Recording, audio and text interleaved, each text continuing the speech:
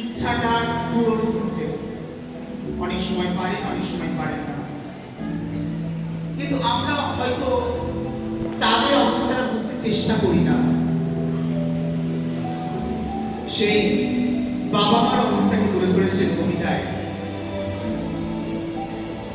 কবিতা পূজার সাজ।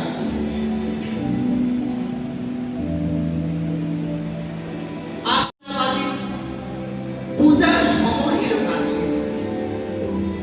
মধু বিধু দুই ভাই ছুটোছুটি করে, তাই আনন্দে দুহাত তুলে নাচে।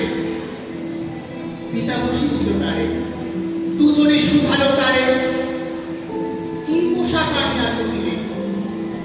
পিতা বারবার কহে, মা গো ধরি তোর পায়, বাবা আমাদের তরে কি কিনে এনেছে ঘরে, একবার দিয়ে না মা দেখায়।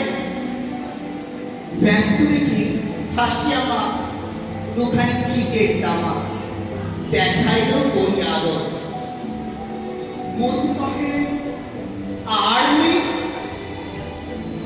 মা কহিল আছে এই এক জোড়া ধুতিও চাদর। রাগিয়া আগুন ছেড়ে কাপড় খুলাই ফেলে কাঁদিয়া কহিল, চাকরি না মা, রায় বাবুদের টুপি পেয়েছে জরি টুপি, ফুল কাটা শাড়ির জামা।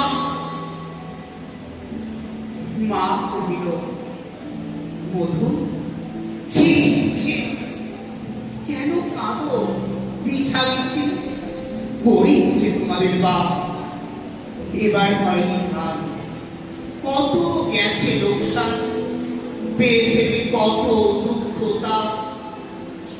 তবু দেখো বহু ক্লেশে তোমাদের ভালোবেসে সাধ্য মতো এনেছেন কিনে, সে জিনিস অনাদরে ফেললি ধুলার পরে, এই শিক্ষা হলো এতদিনে।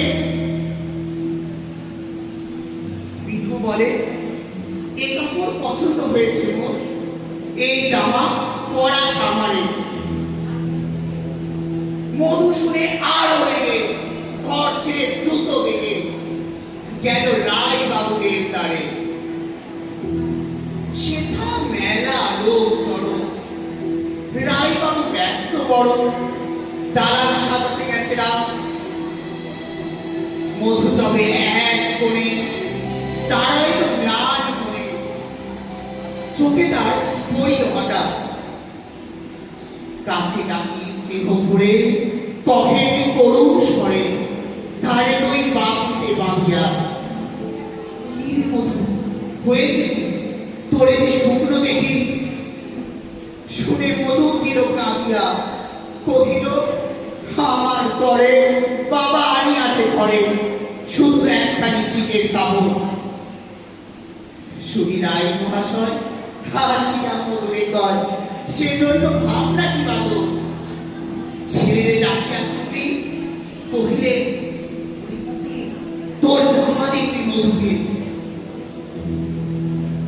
কপির সে জামা পেয়ে মধু করে চাইতে হাসি আর না